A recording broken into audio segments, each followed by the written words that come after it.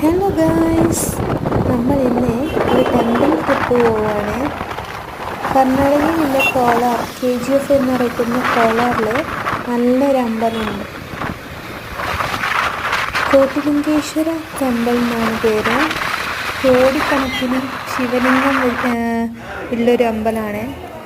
കുറച്ച് ക്ലിപ്സ് കാണിക്കാതെ. 90 ലക്ഷത്തിലധികം ശിവലിംഗങ്ങൾ ഇവിടെയുണ്ട്. ഞാനാകെ അന്തം വിട്ടുപോയി. ഇത്രയും ശിവലിംഗങ്ങൾ ഇവിടെയൊക്കെ വെച്ചവരെ സമ്മതിക്കണം. ഇത് ഓരോരോ നേർച്ച ശിവലിംഗങ്ങൾ.